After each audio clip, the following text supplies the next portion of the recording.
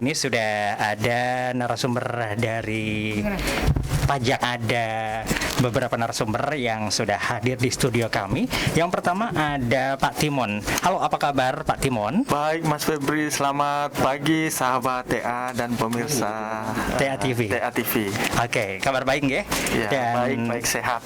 Alhamdulillah sehat. Pak Timon kebetulan juga tidak sendirian. Di pagi ini juga udah didampingi juga sama Ibu Wika. Halo Ibu Wika. Halo, selamat pagi Mas Febri dan semua sahabat TA dan pemirsa TV. Iya. Sama TV, seluruh ya. pemirsa TA TV atau mitra TA TV. Terus juga ada Mas Roni juga yang pagi ini juga sudah ikut gabung ya. Halo, apa kabar Mas Roni? Halo Mas Febri, halo semua pemirsa TA TV dan TA Radio. Dan pagi ini tentu kita juga akan membahas seputar pajak. Nah, ngomongin tentang pajak. Pajak itu sebenarnya apa sih? Barangkali ada pendengar juga yang masih awam dengan istilah pajak. Sebenarnya ini udah terlalu sering ya kita ulas. Cuman kan ada pendengar yang mungkin baru standby dan juga stay tune dan kepengen dikasih penjelasan it's all about pajak. Pajak itu apa sih, Pak?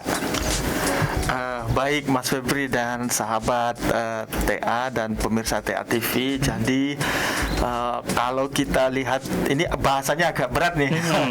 Kalau kita lihat definisi undang-undang, pajak itu adalah kontribusi wajib yang harus dibayarkan oleh warga negara yang dipungut berdasarkan undang-undang dan tidak mendapatkan kontribusi langsung. Jadi pajak itu nggak seperti ketika kita bayar parkir ya. Ketika bayar parkir kan kita boleh parkir, tetapi kalau bayar pajak kadang lah manfaat ke saya apa gitu. Seringkali seperti itu pertanyaannya. Tetapi nanti di talk show ini kita akan bahas sama-sama manfaat pajak itu apa. Jadi mungkin secara tidak langsung ketika kita bayar kita dapat, tapi nanti apa saja manfaatnya itu kita bahas. Itu kira-kira definisi pajak.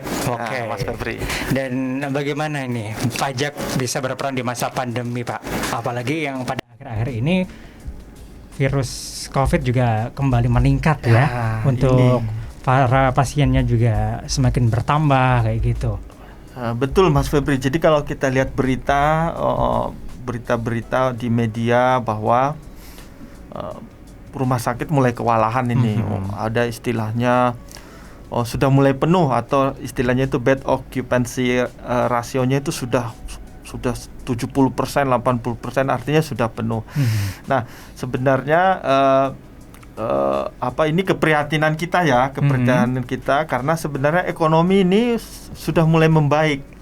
Sudah mulai membaik. Nah, Pak Jokowi sendiri sudah bilang di awal tahun ini sebenarnya kemampuan kita menekan penyebaran COVID itu sudah mulai menggerakkan ekonomi. Nah, ini yang harus kita jaga sebenarnya. Jadi jangan sampai lebih lengah lagi kita lihat buktinya di banyak ya, di luar negeri ada India misalnya, atau sekarang Kolombia dan Brazil itu benar-benar menderita lah karena tidak mampu mengendalikan COVID. Nah, nanti kita jelaskan juga bahwa di masa pandemi ini peranan pajak itu apa sih.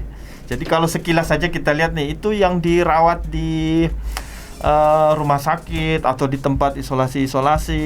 Nah, itu semua dibiayai oleh pajak. Nah, nanti sudah sekian juta orang yang divaksin itu juga dibiayai oleh pajak. Nah, jadi di masa pandemi ini antara lain itu. Kemudian pajak juga ngasih insentif Mas Febri. Jadi untuk usaha kecil, usaha-usaha kecil itu pajaknya ditanggung pemerintah. Kemudian pajak PPh pasal 21 ya, pajak karyawan seperti pajak kita ini atau pajaknya Mas Febri itu juga sebenarnya ditanggung oleh pemerintah. Kemudian ada juga insentif kalau beli rumah itu PPN-nya ditanggung oleh pemerintah. Kalau beli mobil, PPNBM-nya ditanggung oleh pemerintah. Nah, itu semua adalah peran pajak di masa pandemi. Tetapi yang paling utama adalah peran pajak di masa pandemi ini yang mendukung masyarakat kecil. Nah, seperti BLT itu kan ketika pandemi ini banyak yang nggak bisa usaha, itu dikasih bantuan tunai. UMKM juga dikasih bantuan tunai. Jadi kita lihat biasa kalau ke bank ya, pada ngantri ini ngambil BLT atau ngambil bantuan untuk modal COVID untuk COVID ini. Gitu kira-kira gambarannya. Baik. Dan pajak sendiri tentu juga memiliki banyak sekali fungsinya, dan fungsi dari pajak sendiri ini diantaranya apa saja, Pak? Pajak ini hadir begitu ya pada saat kita menghadapi pandemi yang akhir-akhir ini malah katanya tambah meningkat lagi begitu ya. Pajak di sini memang mempunyai fungsi-fungsi, di mana fungsi yang seharusnya sebagai pengumpul penerimaan begitu ya. Terus dengan adanya pandemi ini akhirnya merelakan begitu karena ada fungsi mengatur di situ. Demi apa? Demi menstabilkan kondisi ekonomi. Nah, kembali lagi tadi fungsinya sebenarnya ada 4 gitu ya. Para sahabat TA di sini, bahwa pajak itu mempunyai 4 fungsi. Yang pertama ya memang sebagai anggaran, penerimaan begitu ya. Jadi negara ini bisa bergerak untuk mengeluarkan ibaratnya belanja begitu ya. Dari mana ya? Dari pajak ini. Karena apa? Dari anggaran yang memang ada di tahun 2021 itu sekitar 1.444,5 triliun. Itu setara dengan 83% dari yang dikeluarkan sama negara ini. Itu semua dari pajak. Nah, untuk apa sih? Misalkan memang tadi disampaikan ada dari untuk kesehatan yang sekarang sangat dibutuhkan, pendidikan, ya ada infrastruktur bisa maju, dan pelayanan publik lainnya semuanya dari pajak karena 83% tadi. Kemudian apa? Ya fungsi mengatur hadir di sini untuk apa? Ya untuk mencapai tujuan kemakmuran masyarakat begitu ya, untuk mencapai pertumbuhan ekonomi yang tinggi. Ini yang sebenarnya sedikit benturan dengan yang fungsi pertama tadi. Salah satu sisi dia harus mengumpulkan penerimaan, tapi harus menstabilkan ekonomi. Karena apa? Karena misalkan kita tetap mengumpulkan pajak sementara kondisinya seperti sekarang, mungkin akan terjadi hal yang tidak kita inginkan ya, seperti adanya misalkan PHK atau mungkin malah usahanya jadi berhenti, kolaps gitu. Nah, jadi di sini pajak bergeser fungsinya. Yang awalnya terpaksa harus penerimanya kita tekan, nggak masalah, yang penting jangan sampai masyarakat di situ kehilangan pekerjaannya atau misalkan usahanya kolaps tadi. Kemudian yang ketiga ya mungkin memang untuk posisi sekarang kurang familiar gitu ya, karena kondisinya sedang pandemi. Tapi beberapa tahun misalkan sebelumnya atau mungkin kita kenal adanya inflasi. Jadi kita pajak itu punya fungsi stabilitas untuk menstabilkan misalkan harga barang lagi tinggi apa rendah, untuk produk tertentu dia lagi sangat dibutuhkan oleh masyarakat. Disitulah fungsi pajak. Misalkan itu sangat dibutuhkan masyarakat, ya mungkin dengan harga yang tinggi dia bisa memberikan pajak yang tinggi sehingga harga bisa menjadi lebih turun atau sebaliknya. Kemudian yang terakhir yaitu meredistribusi pendapatan gitu, karena pajak ini kan dikumpulkan sama negara, digunakan misalkan untuk membuat lapangan pekerjaan menjadi lebih banyak. Harapannya apa? Bisa bergeser, masyarakat lebih bisa mendapatkan pekerjaan, sehingga antara masyarakat yang golongannya mungkin lebih tinggi sama rendah bisa lebih merata. Disitulah fungsinya. Nah, ini ngomongin tentang anggaran ya, atau budgeting. Tentu untuk anggaran ini sudah disediakan juga oleh pihak pemerintah juga ya. Betul. Nah, apakah ini juga setiap tahunnya akan selalu ada peningkatan atau justru malah akan ada penurunan ini? Seiring dengan perkembangan Mas, kan jumlah penduduk misalnya tambah banyak tiap tahun. Kemudian pembangunan tuh harus diratakan ke seluruh pelosok. Jadi begitu juga dengan negara sama dengan rumah tangga. Kalau mau lebih sejahtera, ya itu dibarengi dengan pendapatan dan belanja yang tentunya lebih besar. Karena apa ya? Untuk membiayai pengeluaran. Misalnya Mas Febri dulu nggak ada jalan tol ini ya, lintas Jawa ya. Betul.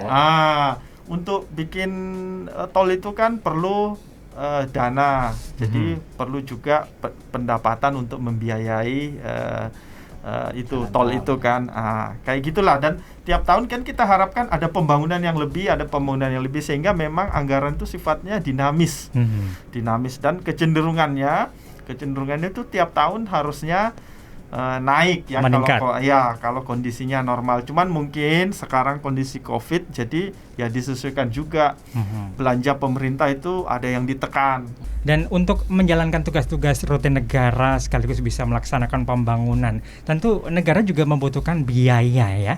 Nah, ngomong tentang fasilitas pendidikan, ini peran dari pajak seperti apa kira-kira? Peran pendidikan, apalagi mulai saat adanya pandemi ini ya Mas ya Febri ya, kita ketahui bahwasanya kegiatan pendidikan itu semuanya online gitu ya, daring gitu ya, jadi tidak bisa tatap muka langsung. Teman-teman sahabat mungkin yang masih sekolah juga tidak bisa langsung datang ke sekolah gitu. Makanya pemerintah dalam hal ini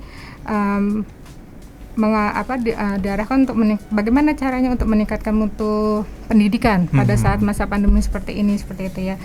Mereka meningkatkan penyelenggaraan PAUD dan kompetensi guru seperti itu Mas Febri. Di sini ada program Indonesia Pintar.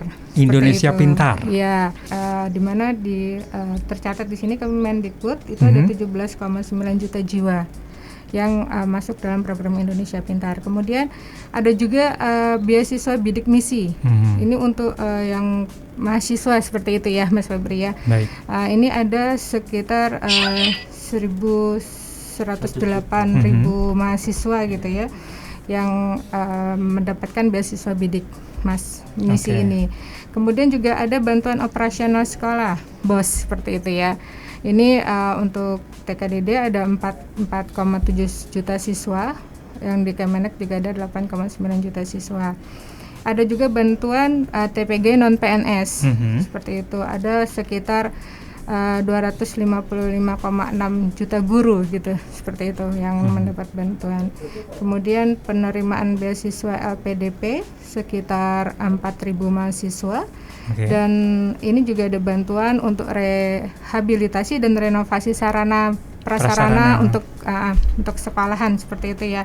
Untuk SD dan SMP itu ada 1.670 unit. Seperti itu. Kemudian ada madrasah dan sekolah keagamaan ada 189 unit. Perguruan tinggi negeri itu ada 94. Dan perguruan tinggi keagamaan Islam negeri ada sekitar 12 unit.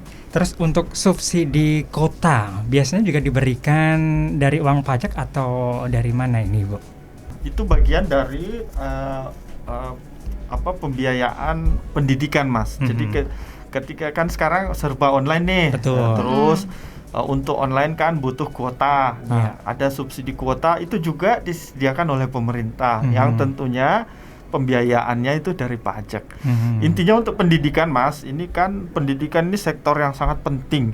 Nah, itu ada amanatnya di undang-undang bahwa untuk pendidikan itu harus 20% dari pengeluaran. Jadi misalnya kalau di rumah tangga itu pendapatannya 1 juta, berarti 20%-nya artinya 200.000 itu harus untuk biaya pendidikan. Demikian juga negara kita. Jadi misalnya tadi 1.400 triliun ya, atau 1.444,5 triliun. Itu 1.400 triliun itu 20%-nya itu untuk pendidikan.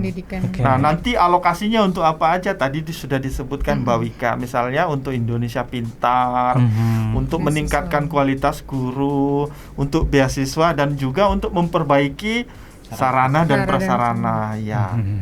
Jadi termasuk juga tadi itu Mas Febri yang kuota itu. Nah, kuota itu termasuk juga di dalamnya. Ya.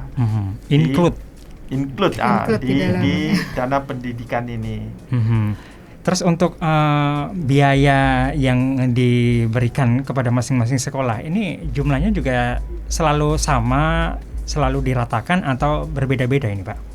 Untuk alokasi ke sekolah itu kan, jadi kalau penyusunan anggaran nih biasanya seperti ini, Mas Febri.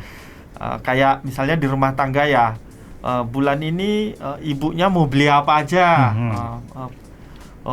Ibunya mau beli ayam misalnya atau daging atau sayur, itu kan diperinci ya.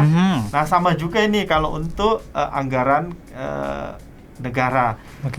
Peruntukannya itu sudah ada rinciannya Mas. Jadi bisa top down, bisa dari atas ke bawah yang nentuin, atau bisa juga dari permintaan. Jadi biasanya itu ada kebutuhannya dulu nih Mas Febri. Tahun ini sekolah kami siswanya sekian. Nah, siswanya sekian itu kira-kira per anak butuh dana berapa, kan ada hitungannya. Kemudian itu ruang kelasnya udah agak rusak-rusak. Nah, itu juga dihitung kira-kira dananya jadi berapa. disesuaikan ya. Disesuaikan sama kebutuhan. Karena kalau misalnya disamaratakan itu kan nanti ada perbedaan keperluan seperti itu. Betul. Jadi bisa dikatakan bahwa ini nanti disesuaikan dengan kondisi dari masing-masing sekolah, begitu ya? Betul sekali, betul. Nah.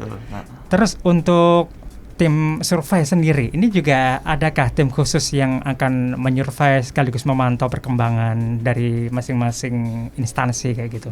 Kalau mekanisme pengawasan ya, jadi kita bicara mekanisme pengawasan Mas Atop, ketika mengajukan anggaran itu sudah ada ketentuannya di masing-masing kementerian. Jadi misalnya juga ya di dalam rumah tangga, ibunya bilang, Pak kita perlu motor ini. Bapaknya kan perlu nanya, ini ke motor butuh banget nggak? Gitu. Kalau sepeda aja cukup nggak? Gitu. Cuman misalnya ke warung jaraknya 500 meter. Atau kalau perlu ibu jalan kaki aja deh, nggak usah sepeda atau nggak usah motor. Nah itu mekanisme pengawasan itu pasti ada. Tentu ada. Tetap ada, dan masing-masing kementerian itu ada namanya, biasanya ada Inspektorat Jenderal, juga kita punya pengawas dari BPK, terus dari BPKP. Kalau mau pengawasan luar lagi ada dari KPK juga ikut mengawasi. Kemudian ya tadi berbicara tim survei ya, jadi ketika misalnya ada yang ngajuin anggaran, saya butuh sekian nih, itu nggak serta-merta disetujui, bener ya. Kayak tadi itu loh, Pak saya mau beli motor nih, Bu keperluannya apa dulu? Prioritasnya yang mana dulu? Kalau cukup sepeda aja, atau jalan kaki sekalian olahraga Bu. Ya, walaupun mungkin agak ini, aduh bapak nih pelit, tapi kan tetap ada namanya, kita lihat sesuai dengan kebutuhannya. Kira-kira begitulah ininya, analoginya. Cukup menarik sekali obrolan di pagi hari ini, dan bagi sahabat TA yang ingin menanyakan mengenai pajak nanti bisa gabung melalui WhatsApp, nomornya di 0816611035. Baik, untuk penyediaan fasilitas kesehatan tentu ini juga berkaitan dengan vaksin. Nah, sejauh ini seperti apa perkembangannya, Bapak? Ya, jadi memang pemerintah ini kan banyak bidang yang ditangani. Sebagai contoh misalkan tadi contohkan seperti di keluarga, negara juga punya kebutuhannya banyak, bidangnya itu sangat banyak, dan di sini bisa dibedain belanjanya itu ada pemerintah pusat. Pemerintah pusat itu bidangnya banyak gitu ya. Macam tadi sudah disebutin pendidikan.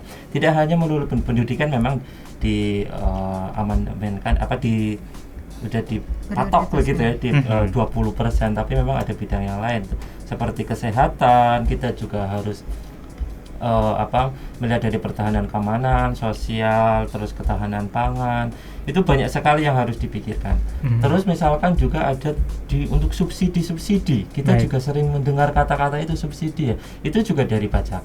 Ada juga bukan hanya di pemerintah pusat, tapi juga di daerah, ke Pemda, dari penerimaan yang tadi dari pajak ini juga ada namanya transfer ke daerah. Itu juga diarahkan ke sana. Terus nggak ketinggalan juga, kita beberapa tahun ini santer gitu ya, kita mendengar adanya dana desa. Dana desa itu juga dari pajak. Jadi begitu banyak pengalokasian dari pajak ini yang dikumpulkan, itu ternyata belanjanya itu sangat banyak. Nah, kembali lagi ke bidang kesehatan, sekarang memang sangat dibutuhkan, apalagi sedang pandemi ini ya. Betul. Dan di tahun 2021 sendiri untuk pengadaan vaksin itu untuk 160 juta orang, yang sekitar kalau ini masih anggaran, bahkan mungkin bisa meningkat, kita nggak tahu kondisinya seperti apa, itu sampai 18 triliun Mas Febri. Terus untuk sendiri pelaksanaan vaksin sendiri itu sekitar yang 160 juta orang tadi juga, ini untuk antisipasi ya. Pelaksanaannya itu juga mencapai 3,7 triliun.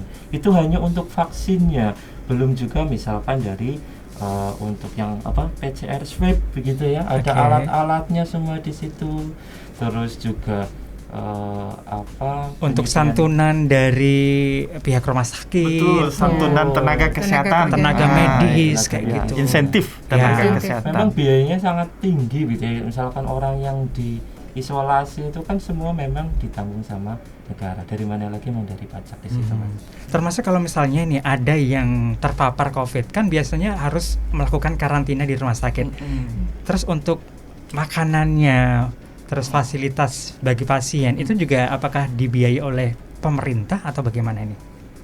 Betul Mas Febri. Jadi kami ini bertiga adalah penyintas COVID ya. Jadi kami sudah mendapatkan fasilitas. Kebetulan saya agak berat gejalanya, yang teman-teman mungkin lebih ringan. Jadi ini kayak testimoni juga Mas Febri. Ketika saya masuk rumah sakit, terus harus saya diopnam ya, diinfus, disediakan oksigen segala macam. Itu saya sampai 3 minggu Mas Febri di rumah sakit. Kemudian itu tiap hari minum obat tuh segini loh, banyak banget jumlahnya. Banyak, memang karena saya gejalanya agak berat waktu itu. Nah itu semua ditanggung oleh pemerintah. Jadi ada skema memang ketika pandemi pemerintah itu menanggung semuanya. Jadi bayangkan Mas Febri, kita lihat sekarang ya, ada ratusan ribu, ada puluhan ribu lah yang sementara di isolasi ya. Kemudian ada sekian ribu yang dirawat karena bergejala ya. Itu semua ditanggung pemerintah Mas Febri, biayanya. Nah, tadi yang anggaran kesehatan itu, ya itu juga termasuk untuk mengcover ini. Jadi ya kayak di rumah tangga aja Mas Febri, misalnya anaknya lagi sakit ini. Betul. Anaknya sakit, terus sebenarnya ada rencana untuk beli sepeda buat si anak. Dipending dulu. Ya, maaf ya nak, dipending dulu ini untuk beli sepedanya karena kamu sakit. Jadi kita beli obat, ya, beli vitamin, beli makanan bergizi, beli buah-buahan. Ya, seperti itu kira-kira. Jadi kayak gitulah ininya kalau dianalogikan ke keluarga. Jadi semua ditanggung pemerintah. Nanti coba pemirsa juga bisa ini ya, pemirsa atau pendengar juga bisa share. Kemarin saya dirawat atau diisolasi, pasti share-nya ya, nanti kita dengar lah kalau ada yang mau share ya, gimana dia bayar atau enggak gitu. Dan kebanyakan juga ditanggung oleh pemerintah ya. Ya itu semua. Dalam kasus saya itu saya nggak bayar sama sekali Mas Febri. Nggak bayar sama sekali. Ya negatif gitu. Ya sampai ketika swab itu kan harus negatif baru masuk lagi, itu juga ditanggung sama pemerintah. Dan untuk sahabat TA sekaligus untuk Mitra TA TV, tetap bersama kami di Talking Line bersama dengan pajak. Masih di Talking Line bersama dengan tim penyuluh pajak Kanwil DJP Jawa Tengah 2. Baik, untuk sesi kali ini saya juga ingin menanyakan mengenai PPNBM. Tadi kan ada insentif PPN dan juga ada istilah PPNBM. Sebenarnya istilah ini sering familiar ya, dan sangat familiar di telinga kita. Maybe ini ada beberapa pendengar yang masih awam. Apa sih maksudnya kira-kira? Barangkali bisa dijelaskan Pak. Baiklah, jadi PPNBM itu kepanjangannya adalah pajak penjualan barang mewah. Nah, jadi salah satu fungsi pajak itu Mas, fungsinya adalah mengatur ya.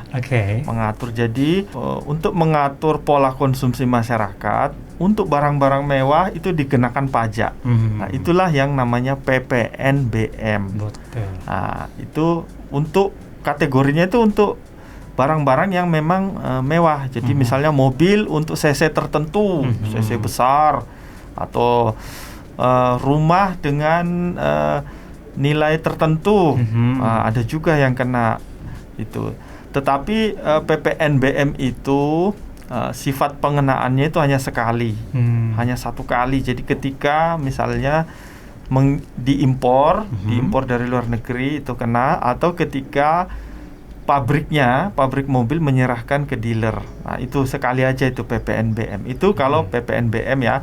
Kemudian ada juga istilah PPN ya. PPN itu adalah pajak pertambahan nilai. Itu yang jadi agak berbeda ya. Tadi PPN, BM itu N-nya kecil karena dia pajak penjualan barang mewah. Nah, kalau PPN itu pajak pertambahan nilai.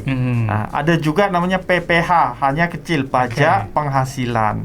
Nah, jenis-jenis pajak ini yang saya sebutkan itu adalah pajak yang dikelola oleh pemerintah pusat. Jadi sahabat TA dan mitra TA TV itu berbeda dengan pajak kendaraan atau PBB ya, pajak tanah ya, pajak bumi bangunan. Nah, itu dikelola oleh pemerintah daerah. Jadi ada dua jenis pajak nih. Pajak ya kalau dari segi pengelolanya, yang dikelola pemerintah pusat yang saya sebutkan tadi, PPH, PPN, PPNBM. Kemudian yang dikelola pemerintah daerah, pajak kendaraan, pajak hotel, pajak bumi bangunan, pajak restoran, biaya materai. Ya, kalau biaya materai pemerintah pusat. Itu dari pusat. Iya, itu dikelola oleh pemerintah pusat. Nah, kalau jadi cirinya gini, Mas. Kalau pajak pusat itu tarifnya, jenisnya itu sama semua seluruh Indonesia. Tetap nasional. Ya, berlaku nasional. Jadi PPN itu pajak pertambahan itu 10% ya, 10%. Tapi kalau pajak daerah itu tergantung kebijakan daerah masing-masing. Jadi misalnya kemarin ada daerah tertentu yang menghapuskan sanksi pajak kendaraan ya. Di Jawa Timur. Di Jawa Timur atau di mana itu tergantung kebijakan tiap-tiap daerah. Begitu juga tarif dan jenis barangnya. Jadi misalnya pajak galian ya, pajak galian itu ada daerah tertentu yang mengenakan sekian persen, ada yang sekian persen. Jenis barangnya juga.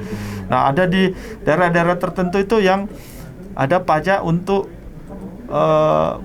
benda-benda tertentu yang tidak dipajakin di daerah lain. Nah, itu tergantung masing-masing, intinya tergantung masing-masing pemerintah daerah. Ya. Nah, jadi itu bedanya tadi sahabat TA ya dan mitra TA TV. Ada pajak pusat dan pajak daerah. Ya. Kalau pajak daerah ini meliputi pajak kendaraan juga ya, Pak? Iya, itu pajak kendaraan. Ini sebenarnya teman-teman kita dari Pemda gabung sini.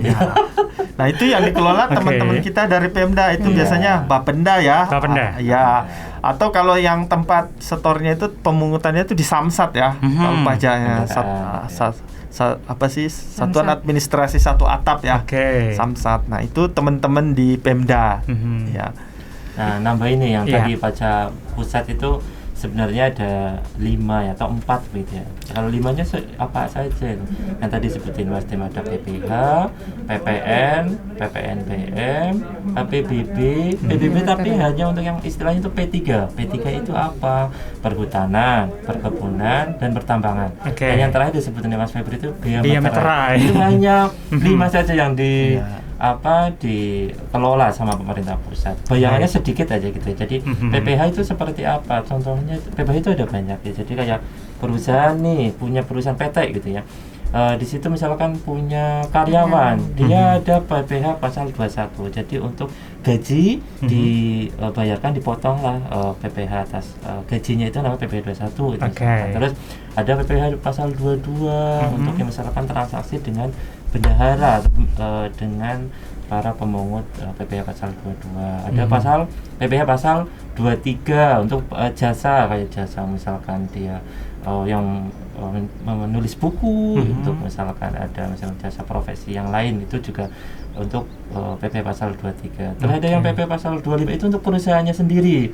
Dia orangnya tadi dia dikenai PPh gaji. Untuk perusahaannya apa? Dia ada pajak misalnya untuk badannya, dia dibayarnya setahun sekali, tapi dia ada untuk mengurangi beban di akhir tahun, dia mengangsur tiap bulan. Itu yang namanya PPh pasal 25. Dan untuk UMKM, PPh-nya PPh final, itu yang 0,5%. Itu disitulah sebenarnya yang dikelola sama pemerintah pusat untuk PPh. PPN, PPNBM tadi sudah dijelaskan sama Mas Timon. Terus ada PBB tapi untuk yang P3, perhutanan, perkebunan sama pertambangan. Itu langsung nih Mas, suratnya langsung datang dari kantor KPP begitu ya, dikirimkan ke pihak-pihak ini berapa sih pajak yang harus dibayar. Beda tadi yang PPh sama PPN itu masyarakat menghitung sendiri, tapi kalau PBB langsung dari kantor. Nah kalau bea materai tinggal di yang kita kenal ada materai tempel itulah yang sekarang 10.000. Sekarang 10.000 tarifnya mulai 1 Januari kemarin. Kalau dulu 6.000 dan 6.000 sama 3.000. Saya ngalaminnya yang 6.000. Tapi masih bisa dipakai itu Mas. Itu masih bisa? Iya, sampai akhir tahun ini. Oke. Iya, masih bisa digunakan. Gitu. Minimal nominalnya 9.000, 3.000, 3.000, 3.000, 6.000. Untuk yang PBB itu, yang P2-nya yang perumahan itu dulu kan di pusat ya Mas ya. Untuk yang mulai 2015 itu udah kembali ke daerah, dikelola oleh daerah Pemda, seperti itu. Oke. Selain untuk pajak kendaraan bermotor, jenis pajak daerah ini juga tentu untuk pajak restoran, rumah makan, kayak gitu juga selalu diperhitungkan ya. Ini untuk pajak bumi dan bangunan, entah itu yang di pedesaan ataupun di perkotaan, ini juga ada anggarannya, termasuk untuk biaya perolehan hak atas tanah dan bangunan. Betul ya Pak ya? Iya. Jadi tadi kita sebutin pajak pusat begitu ya. Jadi di situ nasional mau pengenaannya sudah. Kalau PPh yang punya penghasilan sekian dipotonglah gajinya. Kalau memang belum sampai enggak dipotong. Tapi beda lagi dengan pajak daerah gitu ya. Misalkan pajak kendaraan bermotor, siapa aja yang punya motor masih aktif gitu ya, tiap tahun harus dibayar gitu. Harus bayar. Setiap 5 tahun sekali harus ganti platnya gitu ya. Itu yang dikelola sama pemerintah daerah. Begitu juga untuk pajak bumi dan bangunan yang pedesaan dan perkotaan, kita kenalnya P2. Kalau misalkan P3 tadi kehutanan, perkebunan, pertambangan milik pusat, tapi untuk pedesaan perkotaan dia miliknya pemerintah daerah. Jadi kita punya sawah kah, punya rumah atau punya apa nih, tegalan gitu ya. Itu biasanya datang juga itu surat SPPT gitu kan, kita kenalnya surat pemberitahuan pajak terutang. Itu yang kadang dikumpulin di ada di kelurahan. Betul. Saya ngalamin. Soalnya orang tua saya kan masih punya beberapa lahan tuh, punya sawah sama di perkebunan. Setiap saat didatangi sama Pak Bayan, harus bayar pajak. Oke, siap. Nanti diagendakan, diatur nanti tanggalnya. Betul. Terus ada lagi tadi yang namanya BPHT, perolehan hak atas tanah dan bangunan. Itu kalau ada transaksi jual beli begitu ya, tanah dijual sama misalkan saya sama ke Mbak Wika gitu. Nah, Mbak Wika ini punya kewajiban untuk membayar namanya BPHTB. Kalau saya punya kewajiban juga, tapi membayarnya itu kalau saya milik pajak pusat nih. Mbak Wika BPHTB milik pajak daerah. Kalau saya membayarnya ke miliknya pusat, yaitu yang tarifnya sekarang 2,5%. Kalau Mbak Wika bayarnya PBHTB 5%, tapi miliknya Pemda. Jadi di situ ada pemisahan. Nah, kalau yang Pemda ini murni full miliknya Pemda, tapi kalau yang pusat ini nanti dikelola lagi, yaitu nanti tadi untuk belajar. Dikembalikan lagi sebenarnya ke daerah. Iya, ada transfer ke daerah juga. Tapi kalau untuk pajak daerah ini yang ibaratnya potensinya gede, ya mungkin lebih makmur juga. Iya. Baik. Dan dengan adanya jenis pajak tersebut ya, yang merupakan sumber utama pendapatan negara yang mencapai 83%, lantas bagaimana pemerintah hadir terutama bagi masyarakat atas pajak yang telah masuk ke negara? Karena seperti yang kita tahu ya, masyarakat memang tidak mendapatkan kontraprestasi langsung sebagaimana pengertian pajak, apalagi di masa pandemi ini. Monggo penjelasannya Bapak. Baik Mas Febri, jadi betul sekali tadi kata Mas Febri itu bahwa pajak berusaha hadir langsung ya. Selama ini mungkin ada tanggapan yang kurang baik dari segelintir orang lah. Oh, apa sih pajak ini, pajak ini. Tetapi di masa pandemi ini terasa betul Mas Febri bahwa pajak ini menjadi tulang punggung penerimaan negara. Tadi belanja negara yang total belanja negara kita itu 2.000 triliun sebenarnya Mas Febri. Tetapi pendapatan kita itu sekitar 1.400 triliun itu dari pajak. Nah, dari pajak yang dikelola oleh pemerintah pusat ya, yang tadi PPH, PPN dan lain-lain. Nah, pajak ini di tengah pandemi berusaha hadir dengan yang pertama yang seperti kita bahas tadi, yang memberikan insentif. Kalau normal ya bolehlah dipajakin secara normal. Tetapi ketika pandemi ada kebijakan, untuk sementara selama pandemi pajaknya ditanggung oleh pemerintah, atau bahkan ada juga yang dibebaskan. Jadi memang pajak tidak semata-mata gelap mata ya, nyari duit aja. Ini negara butuh duit, kita cari sebanyak-banyaknya. Tetapi pajak juga berusaha menyeimbangkan perannya bahwa supaya balance. Ya, betul. Bahwa tidak hanya fungsi mengumpulkan duit, tetapi ketika ada situasi seperti ini, pajak juga harus fleksibel, harus beradaptasi bahwa kita lihat dulu keadaan ekonomi masyarakat lagi agak tertekan. Nah, itu diberikanlah insentif-insentif tadi. Nah, insentif itu ya yang tadi yang kita sudah bahas, bahwa pajaknya atas transaksi itu ada pajaknya, tetapi ditanggung dulu oleh pemerintah. Nah, seperti itu Mas Febri. Baik. Dan untuk belanja pemerintah pusat ini juga meliputi untuk biaya kesehatan, pendidikan, bahkan untuk infrastruktur, terus untuk penambahan alutsista itu juga termasuk dari pajak ya? Betul sekali Mas Febri. Jadi penggunaan pajak seperti tadi kita analogikan, kalau untuk kebutuhan rumah tangga ya untuk membiayai kebutuhan pengeluaran rumah tangga itu sendiri.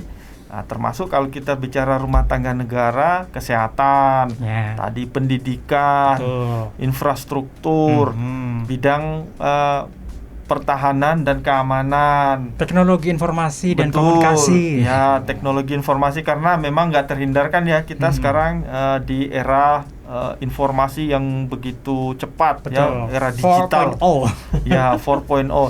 Nah, itu pemerintah juga turut mendanai atau memprakarsai ya, seperti proyek dulu ada namanya Palaparing sekarang juga pengembangan infrastruktur diusahakan sampai ke desa-desa terpencil. Jadi misalnya Mas Febri, di desa mana di terpencil sana kan sekarang harus online. Nah, kalau nggak ada infrastrukturnya, nggak ada akses internetnya, jaringannya susah ya gimana? Nah, itu juga pemerintah membiayai lewat pajak. Lewat pajak. Semua pengeluaran negara itu dibiayai oleh pajak, Mas. Karena ya tadi logikanya pajak itu adalah 80% dari pendapatan negara itu dari pajak. Nyambung juga itu yang tadi subsidi gitu ya. Kita kenal misalkan kita menggunakan LPG 3 kg, LPG melon. Itu juga subsidi. Kenapa murah gitu, berbeda dengan yang warna pink sama biru gitu ya. Itu dari ada subsidinya di situ. Negara dalam hal ini pajak masuklah di situ. Terus ada juga tuh yang PLN yang 450, kalau nggak salah itu masih free sampai akhir tahun. Jadi itu nggak bayar di situ. Dan yang 900 volt itu untuk yang kategori tertentu juga lebih dapat. Kalau membeli sama-sama jumlah yang sama bisa dapat lebih tinggi KWH-nya itu. Juga hadir di situ, yang membayarnya siapa? Ya negara di situ. Ada juga misalkan solar itu lebih murah atau mungkin premium di situ. Kenapa bisa berbeda itu harganya? Terus ada juga pupuk hadir di situ untuk para petani. Nah, di situ ya memang harus ada kartu pendaftaran. Jadi nggak semua orang bisa mendapatkannya di situ, karena memang benar-benar dia bergeraknya di pertanian, baru dia bisa mengakses atau mendapatkan fasilitas subsidi pupuk ini. Oke, biasanya daftarnya lewat kelompok tani. Iya, betul. Supaya kena titik sasarannya tepat. Iya, biar tepat sasaran gitu. Ada juga yang desa sendiri ya, yang kalau nggak salah itu sampai 2 miliar dana desa ya. Yang mungkin lebih dapat, misalkan memang di situ ada BUMDes gitu, mungkin hampir tiap desa itu ada BUMDes, mungkin ada yang irigasi di situ, pengairan. Yang pasti jalan ya Mas, jalan desa. Jalan juga kalau nggak salah jalan-jalan desa sekarang sudah bagus. Penerangan juga. Penerangan ya, yang pakai apa itu yang solar tapi itu ya, yang menggunakan cahaya matahari, terus mungkin lebih pemanfaatan untuk air bersih, MCK itu biar hidupnya lebih sehat, terus pendidikannya juga ditanggung sama pemerintah, harapannya taraf kehidupannya lebih meningkat, lebih sejahtera. Ya. Dan tentu saja untuk masyarakat miskin kayak gitu juga bisa mendapatkan dana sosial juga dari pemerintah ya Pak ya. Bansos itu bagian dari itu bagian dari bantuan pemerintah untuk masyarakat terdampak terdampak. Istilahnya itu MBR, masyarakat berpenghasilan rendah. Itu ada bansos. Kemudian untuk yuran kesehatan BPJS. Nah, untuk masyarakat tertentu kan dia nggak bayar yuran Mas. Itu dibantu oleh pemerintah gitu. Jadi ditalangi oleh pemerintah. Kalau seperti kita kan dipotong dari gaji ya BPJS-nya kan. Nah, ada golongan masyarakat berpenghasilan rendah itu ditanggung oleh pemerintah. Yuran BPJS-nya. Yang tadi juga kita sebutkan yang pokoknya banyak deh Mas. Kartu Indonesia Pinter pokoknya ya rata ya. Rata, termasuk untuk JKN, PKH. Betul ya? Ya, PKH, ada POS, ada dana BOS. Lantas bagaimana Pak kita bisa mengikuti program-program pembangunan negara di Indonesia ini Pak? Dengan cara apa kira-kira? Nah, kalau cara yang paling pas ya adalah kita melaksanakan kewajiban perpajakan kita dengan benar. Nah, perpajakan kita dengan benar yaitu ketika misalnya saya sudah memenuhi syarat untuk ber-NPWP, ya saya harus daftar. Nah, ketika saya sudah punya NPWP, saya menghitung sendiri pajak saya berapa sih. Dengan benar menghitung sendiri dengan benar. Jujur. Kemudian setelah menghitung, saya harus bayar pajak sekian, saya bayar. Nah, saya bayar pajaknya itu. Kemudian ya itu tadi dilaporkan setelah membayar pajak, saya lapor. Nah, yang seperti tiap tahun Mas, misalnya kalau Mas Febri ngisi SPT ya, nah SPT tahunan, di situ kan ada tuh perhitungan pajaknya Mas Febri, kemudian sudah dipotong oleh perusahaan berapa sehingga Mas Febri dapatnya sekian. Ya, gitulah. Jadi partisipasi paling dasar kita adalah melaksanakan kewajiban perpajakan kita dengan benar. Gitu Mas Febri. Baik. Punya istilah kita dengar 5M waktu pandemi ini, kita juga punya 5M. Nah, 5M-nya apa itu Mas Roni? Mendaftarkan diri, registrasi apa ya untuk mendapatkan NPWP. NPWP itulah kayak KTP gitu. Kalau di pajak itulah NPWP ini sebagai dasar untuk melakukan kewajibannya tadi. Setelah mendapatkan NPWP apa? Ya semuanya. Misalkan memang sebagai karyawan, kalau memang penghasilannya sudah memenuhi, dia wajib mendaftarkan NPWP. Atau dia usahawan, dia sudah punya usaha begitu ya, nggak melihat berapapun omsetnya, asalkan dia memang sudah berusaha, punya daftar kalau NPWP, sumbangsinya yang 0,5% berapapun di situ, wujudnya apa ya, mungkin jalan ya, kesehatan, pendidikan, semua akan kembali ke kita juga. Itu juga perusahaan di situ yang mungkin perusahaan lebih gede, dia juga pasti otomatis sebagai salah satu syarat untuk mendapatkan bisnisnya itu harus punya NPWP. Nah, setelah M kedua itu menghitung menghitung sendiri dia, kecuali yang PBB tadi ya kita dengarkan tadi langsung dari kantor pajak sekian. Kalau punya kita misalkan dari kelurahan dapat harus dibayar pajaknya sekian. Tapi kalau untuk yang PPH begitu kita menghitungnya sendiri ya, tentunya dengan benar, jangan diakalin gitu ya. Itulah wujud sumbangsih kita, wujud cinta kita sama negara ini bentuknya itu. Kemudian yang ketiga ya setelah menghitung dibayar, dan keempat mempersiapkan dokumennya untuk yang kelima tadi melaporkan. Jadi semuanya ini sudah online semua nih Mas Febri. Jadi mendaftarkan kita sudah punya kalau boleh sebutnya irek.pajak.go.id. Itu alamatnya. Kemudian kita menghitung, kita juga masuk ke website kita di www.pajak.go.id, bikin billing. Jadi ada kode-kode angka untuk selanjutnya nanti kita bayarkan. Bayarnya pun melalui bank bisa, misalkan yang sudah punya internet banking, sudah punya mobile banking, bisa di situ. Terus yang misal melaporkan juga di yang tadi di www.pajak.go.id. Semuanya itu sangat mudah, simple, dan sangat mendukung nih. Sebelum pandemi pun kita sudah mengarah ke sana, jadi tidak ada ibaratnya halangan begitu ya. Jauh jaraknya, semuanya dari pendaftaran tadi, pembayaran, melaporkan itu bisa sambil kita ngopi-ngopi di kafe, kita itu misalkan sambil di rumah santai, semuanya bisa karena semuanya by online begitu Mas. Baik, cukup jelas ya sahabat TA dan juga mitra TA TV. Jadi memang penggunaan pajak ini adalah bertujuan untuk kemakmuran masyarakat. Kini saatnya saya Febri Kurniawan undur diri. Terima kasih juga untuk ketiga narasumber yang saat ini sudah hadir di studio kami.